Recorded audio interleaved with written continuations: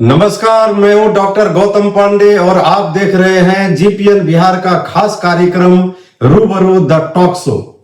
यह एक ऐसा मंच है जहां विचार और व्यक्तित्व मिलते हैं, जहां सवाल सीधे होते हैं और जवाब सच्चे। आइए आज के हमारे खास मेहमान से रूबरू होते हैं। मैम, आप विकास पुत्री के नाम से आप मशहूर हैं और मैडम के नाम से भी मशहूर हैं, और ये भी बोलने वाली बात नहीं है कि धमदाहा में विकास बहुत हुआ है और हर एक लोग ये बात बोलते हैं। लेकिन जो आपके विरोधी है, विरोधी का ये तर्क है कि बिहार से और खास करके पूर्णिया जिला से पलायन बहुत बढ़ा है, बेरोजगारी है, शिक्षा की स्थिति खराब है।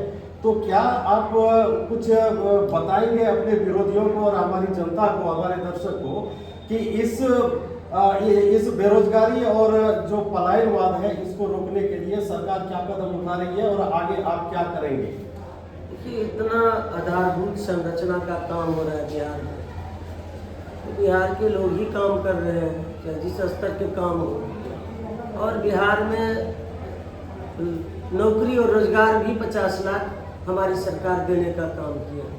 आगे भी 1 करोड़ युवाओं को नौकरी और रोजगार देने का सरकार का मंत्रिमंडल से स्वीकृति दी गई है। मैनिफेस्टो में भी हमारा एनडीए का वही है।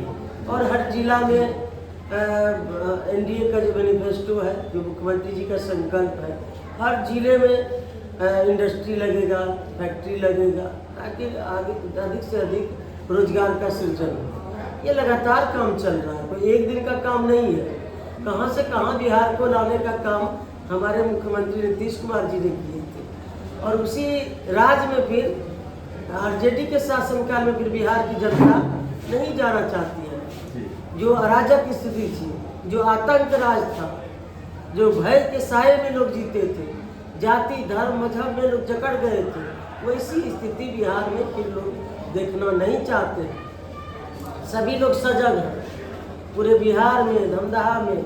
फिर उस दौर को लोग पसंद नहीं करते हैं, क्योंकि भय के साये में नहीं जीना चाहते हैं। इसीलिए सभी लोग एनडीए के पक्ष में मुस्तैदी से खड़े। रही बात धमदाहा विधानसभा की, धमदाहा विधानसभा में चौमुखी विकास हुआ, हर क्षेत्र में विकास हुआ। जब आप घूमिएगा, आप लोग तो चुनाव का कवर करने के लिए गांव गली घूमते हैं, लोगों का रुझान लेते हैं, लोगों का मिजाज टटोलते हैं, तो आपको पता चल जाएगा कि जो कितना काम हुआ है। यहाँ न कोई जाति धर्म मजहब की बात है, यहाँ इंसान की सेवा हम लोग की है, मानव की सेवा की है, और उसी मूल मंत्र को लेकर हम लोग चले हैं। लेकिन विपक्ष के पास कोई मुद्दा ही नहीं है, कोई तर्क ही नहीं है। जो हमारे विपक्ष में खड़ा है वो 10 वर्ष तक सांसद रहे और कभी जनता का सुध ही नहीं लिया। 10 गरीब के घर में भी झांकने नहीं गए, कोई सुख दुख में नहीं गए। विकास की बात तो दूर, कई जगह तो लोग कह रहे हैं कि हम पहचानते नहीं हैं।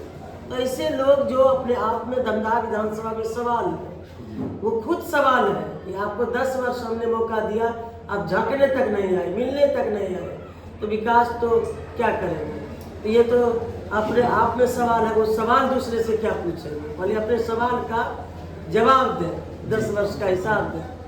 जी, आपकी सरकार बिहार में पिछले 20 वर्षों से है।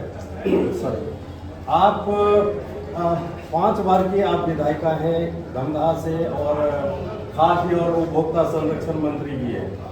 लेकिन इस 20 साल में और आपके मंत्रित्व काल में धमदाहा में या पूर्णिया में कोई ऐसा खाद्य से संबंधित उद्योग नहीं लग पाया। इसका क्या कारण है? कोई आम अड़चन है या कोई नीतिगत अड़चन है इसमें? सबसे पहले समझ लीजिए, खाद्य एवं उपभोक्ता संरक्षण विभाग खाद्यान्न पहुंचाने का काम करती है। वो आप दूसरा समझ गए।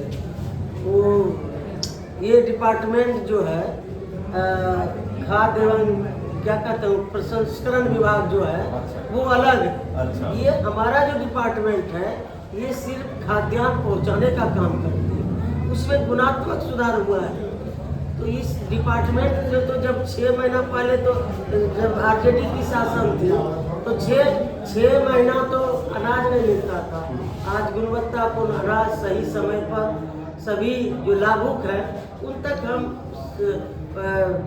पहुंचा रहे हैं, सब खाद्यान्न पहुंचा रहे हैं, सही मात्रा में पहुंचा रहे हैं, गुणवत्तापूर्ण पहुंचा रहे हैं। लेकिन मैम एक शिकायत है कि जो कोटा से जो मिलता है 5 किलो अनाज, उसकी जगह पर 4 किलो ही दिया जाता है। क्या इसकी जानकारी सरकार को है, और अगर है तो क्या सरकार कदम उठा रही है इसके खिलाफ? इसमें बहुत टेक्नोलॉजी का उपयोग करके हम लोग इसको दुरुस्त किए हैं।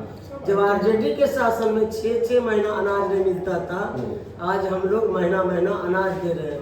पॉस मशीन लगाए हैं, GPS लगाए हैं, जो गोदाम से डीलर तक खाद्यान्न पहुंचता है, वो हेडक्वार्टर से ट्रैकिंग होता है। तो गुंजाइश बहुत नहीं रह गई है, और भी आगे सरकार इस पे टेक्नोलॉजी का उपयोग करके और भी इसको दुरुस्त करेंगे। जहाँ भी कोई इस तरह की गड़बड़ी की शिकायत मिलती है, बड़े पैमाने पर चाहे जन वितरण दुकानदार हो या विभाग के लोग हो, उस पर कार्रवाई होती है। आप जो अभी इलेक्शन दोबारा जीत के आएंगी, तो अगले 100 दिन में आप ऐसा क्या करेंगी जो अभी तक आप नहीं कर पाएंगे और आपकी इच्छा है कि हमको जनता के लिए करें? देखिए, बहुत सारा काम है, स्वास्थ्य है, शिक्षा है, सड़क है, खेल है, महिला सशक्तिकरण की दिशा में काम करना है, युवाओं के लिए रोजगार का सृजन करना है। यही सब काम है जो हमारा एनडीए का मैनिफेस्टो है, वही हमारा काम है। खेल के क्षेत्र में बढ़ावा देना है। एक आखिरी सवाल, आपका मुख्य प्रतिद्वंदी कौन है, इंडी अलायंस या जनसुराज पार्टी? क्योंकि जनसुराज भी आजकल कोई नहीं है टक्कर में, दूर तक दिखाई ही नहीं देगा। तो टक्कर में कौन रहेगा? जो बगल में दिखाई दे पीछे, तब न टक्कर की बात करिएगा। जो बहुत दूर तक देखिएगा नहीं दिखाई दे रहा है, तो उससे क्या टक्कर रहेगा? कोई टक्कर नहीं, बहुत आगे है।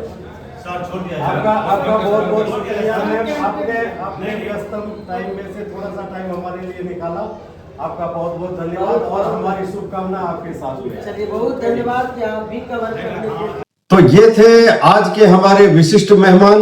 रूबरू द टॉक शो देखने के लिए आपका धन्यवाद।